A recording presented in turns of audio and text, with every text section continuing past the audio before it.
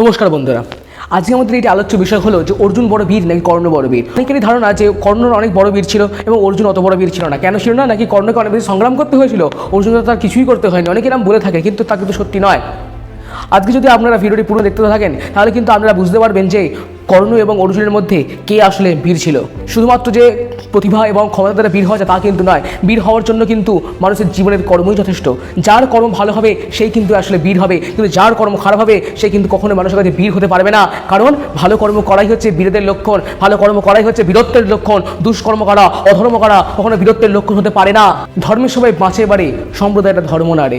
ধর্ম কিন্তু আমাদেরকে বাঁচায় এবং আমাদেরকে বাড়ায়। সেই ধর্মের প্রতিপালন করা কিন্তু আমাদের জীবনের সামনে একটি চ্যালেঞ্জ স্বরূপ হয়ে দাঁড়ায়, এবং সেই চ্যালেঞ্জকে যে অতিক্রম করতে পারে, ধর্মকে যে বহন করে নিয়ে যেতে পারে, সেই তো আসল বীর।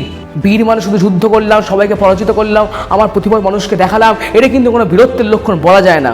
মানুষের বীরত্ব তখনই প্রকাশ পায় যখন সে অপরের মঙ্গল করে। মানুষের বীরত্ব তখনই প্রকাশ পায় যখন সে নিজের ধর্মে অটল থেকেও দুঃখকে হাসি মুখে গ্রহণ করে, সেটাই তার আসল বীরত্ব। আমি আমাদের আলোচ্য বিষয়ে প্রবেশ করছি। আমাদের আলোচ্য বিষয়টা হচ্ছে অর্জুন বড় বীর ছিল নাকি কর্ণ বড় বীর ছিল। অসাধারণ একটি প্রশ্ন, এবং মানুষের মনের মধ্যে এমন কৌতূহল সারা জীবন রয়ে গেছে যে আসলে কে বড় বীর ছিল। আমি প্রথমেই বলে রাখি যে আমার মতে অর্জুন বড় বীর ছিল, কর্ণ বড় বীর ছিল না।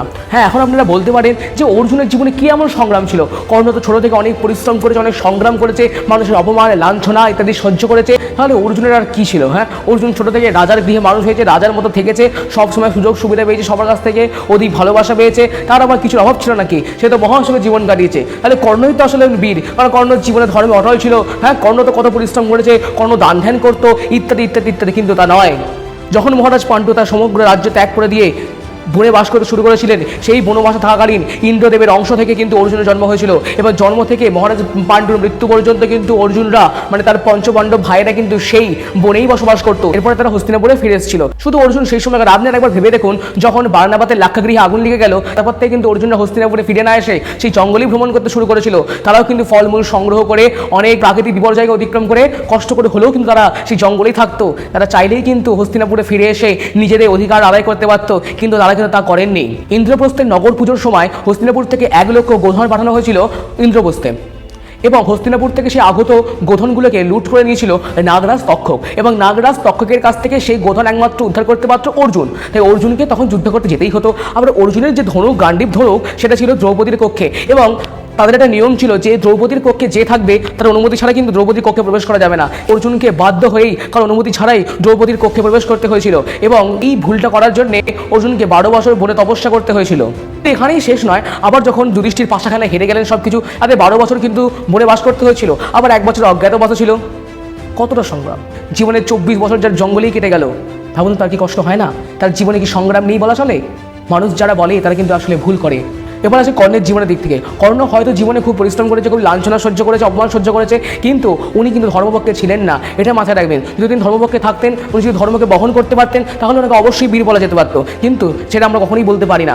কর্ণ দুর্যোধনের কাছ থেকে রাজ্য লাভ করে সে রাজ্যের রাজা হয়ে গেলেন, এবং দুর্যোধনের হয়ে সমস্ত কাজ করতে লাগলেন। তিনি জানতেন দুর্যোধন সমস্ত কাজ অধর্ম করে, তাও তিনি দুর্যোধনকেই সমর্থন করে যেতেন অন্ধের মতো। এটা কিন্তু কখনোই ভালো দিক হতে পারে না। এবার আসছে যুদ্ধ কৌশলের দিক থেকে, কার যুদ্ধ কৌশল অতি উন্নত ছিল, এইটা বলা কিন্তু সম্পূর্ণ ভুল। যেমন দেখুন, কর্ণের যুদ্ধ কৌশল কিন্তু অর্জুনের চেয়ে ভালো ছিল। অস্ত্রসার নয়, কর্ণ ছিল অর্জুনের থেকে অত্যন্ত ভালো, কিন্তু যুদ্ধ জয় কিন্তু বেশি করেছিল অর্জুন। অর্জুনেরও যা জ্ঞান ছিল কর্ণেরও তাই জ্ঞান ছিল, বরং অর্জুনেরও বেশি ছিল।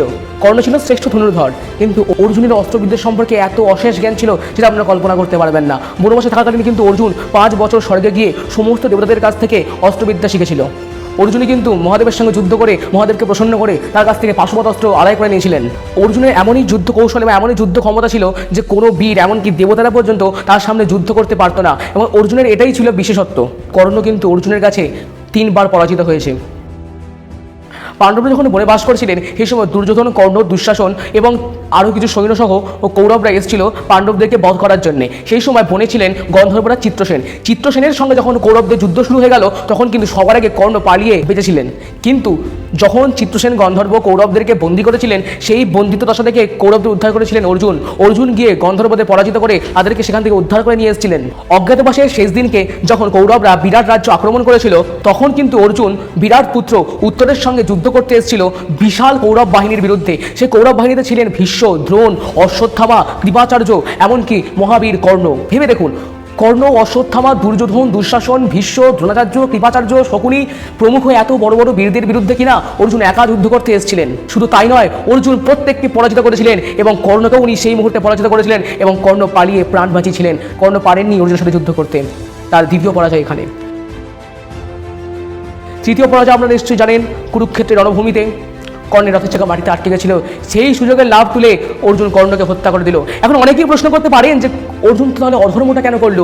একটা বীর, একজন যোদ্ধা, যার কিনা হাতে অস্ত্র নেই, যার কিনা অস্ত্রের জ্ঞান হারিয়ে ফেলেছে, যার কিনা রথের চাকা মাটিতে আটকে গেছে, তাকে এরকমভাবে মেরে দেওয়া এটা কি উচিত হলো? তাহলে কর্ণ যে অধর্ম করে অভিমন্যুকে মেরেছিল সেটা কি কর্ণের উচিত হয়েছিল? কর্ণ যে অধর্মের পক্ষ নিয়েছিল ভগবানের বিরুদ্ধে গিয়ে, সেটা কি তার উচিত হয়েছিল? ওর পক্ষে সবচেয়ে বড় প্রমাণ কিন্তু একটাই, বিশ্ব ব্রহ্মাণ্ডের মালিক পরম পুরুষ ভগবান শ্রীকৃষ্ণ, যাকে নিজের বিশ্বরূপ দেখিয়ে বলছেন যে এই বিশ্বরূপ দেখার সৌভাগ্য দেবতাদেরও হয় না। তাহলে ভাবুন তো, সেই আসলে বীর কিনা, সেই আসলে শ্রেষ্ঠ কিনা? যাকে ভগবান বিশ্বরূপ দেখান সেই তো মানুষদের মধ্যে শ্রেষ্ঠ হবে, যাকে ভগবান বিশ্বরূপ দেখান সেই তো বীর হবে।